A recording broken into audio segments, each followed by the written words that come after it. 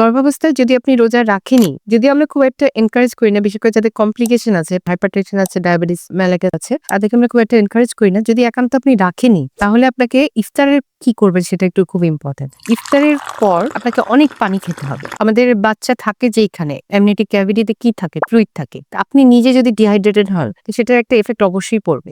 আপনার pressure low হয়ে যেতে পারে, অনেকেরই হয়। বিশেষ করে যদি ফার্স্ট ট্রাইমেস্টারে রোজা রাখেন, অনেক বমি করার পর আপনার ইলেকট্রোলাইট ইমব্যালেন্সও হতে পারে।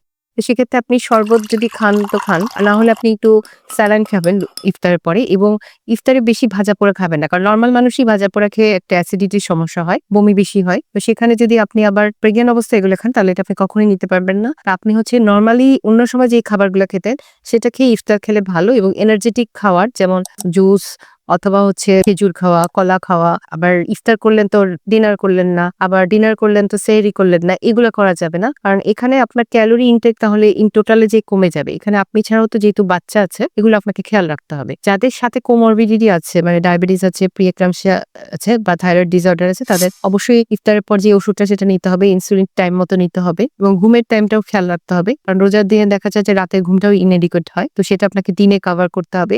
আবার এক্সেসিভ পরিশ্রম করা যাবে না রোজা রাখা অবস্থায়, কারণ অতিরিক্ত স্ট্রেস নিলে প্রিটার্ম লেবার হওয়ার সম্ভাবনা আছে, বা ফার্স্ট ট্রাইমেস্টারের দিকে হলে, মিড ট্রাইমেস্টারের দিকে হলে অ্যাবর্শন হওয়ার সম্ভাবনা থাকে।